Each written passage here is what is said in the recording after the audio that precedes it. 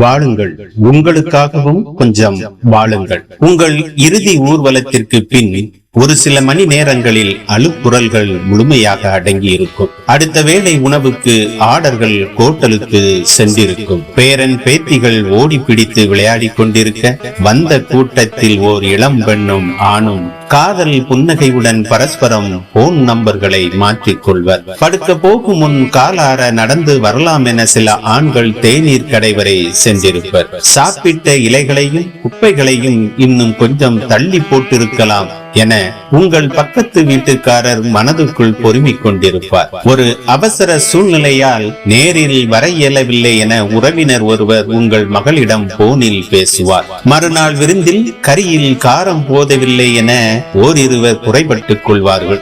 எலும்பை நீக்கி கரியை மட்டும் குழந்தைக்கு ஒரு அம்மா ஊட்டிக் கொண்டிருப்பார். இத்தனை தூரம் வந்தாச்சு, போற வழியில் அங்கேயும் பார்த்துவிட்டு போலாம் என வெளியூர் உறவுகள் சுற்றுலா திட்டங்கள் ரகசியமாய் வகுத்திருப்பர். தன்னுடைய பங்குக்கு சில 100 ரூபாய்கள் அதிகமாக செலவாகிவிட்டதென ஒரு பங்காளி கணக்கிட்டு நொந்து கொண்டிருப்பார். கூட்டம் மெல்ல மெல்லமாய் கரைய தொடங்கும். அடுத்து வரும் நாட்களில் நீங்கள் இறந்ததே தெரியாமல் உங்கள் தொலைபேசிக்கு சில அழைப்புகள் வரக்கூடும். உங்கள் அலுவலகம் உங்கள் இடத்துக்கு வேறொருவரை அவசரமாக தேட துவங்கி இருக்கும். ஒரு வாரம் கழிந்து உங்கள் இறப்பு செய்தி கேள்விப்பட்டு உங்கள் கடைசி பதிவு என்னவென ஆர்வம் கலந்த சோகத்தோடு சில பேஸ்புக் நண்பர்கள் தேடக்கூடும். 2 வாரங்களில் உங்கள் மகளின் எமர்ஜென்சி லீவு முடிந்து பணிக்கு திரும்பி விடுவர். ஒரு மாத முடிவில் உங்கள் வாழ்க்கை துணை டிவியில் வரும் ஏதோ ஒரு நகைச்சுவை காட்சிக்கு சிரிப்பார். அடுத்து வரும் மாதங்களில் உங்கள் நெருங்கிய உறவுகள் மீண்டும் சினிமாவுக்கும் பீச்சுக்கும்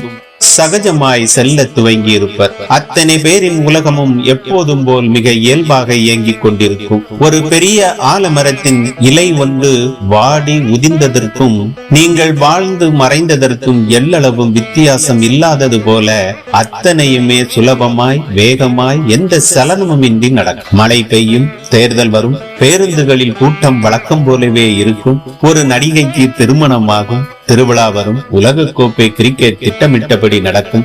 வண்ண வண்ணமாய் பூக்கள் பூக்கும். உங்கள் செல்ல பூனை அடுத்த குட்டியினும் நீங்களே வியக்கும் வேகத்தில் இந்த உலகத்தால் நீங்கள் மறக்கப்படுவீர்கள். இதற்கிடையில் உங்கள் முதல் வருட திதி கொடுத்தல் மட்டும் மிக சிரத்தையாக நடக்கும். கண் மூடி திறக்கும் நொடியில் வருடங்கள் பல ஓடியிருக்கும். உங்களை பற்றி பேச யாருக்குமே எதுவுமே இருக்காது. என்றாவது ஒரு நாள் பழைய புகைப்படங்களை பார்க்கையில் உங்கள் வாரிசுகளில் ஒருவர் உங்களை நினைவு கொள்ளக்கூடும். உங்கள் ஊரில் நீங்கள் நெருங்கி பழகிய ஆயிரம் பேர்களில் யாரோ ஒருவர் மட்டும் நீங்கள் இருந்ததாய் அபூர்வமாய் உங்களை பற்றி யாரிடமோ பேசக்கூடும். மறுபிறவி உண்மை என்றால் மட்டும் நீங்கள் வேறெங்கேயோ வேறு எவராகவோ வாழ்ந்து கொண்டிருக்க கூடும். மற்றபடி நீங்கள் எதுவுமே இல்லாமல் ஆகி பேருருளில் மூழ்கி பல 10 ஆண்டுகள் ஆகியிருக்கும். இப்போது சொல்லுங்கள், உங்களை இத்தனை சீக்கிரம் மறக்க காத்திருக்கும் மனிதர்களில் யாரை திருப்திப்படுத்த இன்று இப்போது இவ்வளவு பதட்டமாய் ஓடிக்கொண்டிருக்கிறீர்கள்? உங்கள் வாழ்க்கை யாரையும் நீங்கள் திருப்திப்படுத்த தேவையில்லை. யாரும் உங்களை திருப்திப்படுத்த போவதும் இல்லை. வாழுங்கள், உங்களுக்காகவும் கொஞ்சம் வாழுங்கள் என் அன்பு சொந்தங்களே. நன்றி. என்றும் அன்புடன் உங்கள் ந. சே. மு.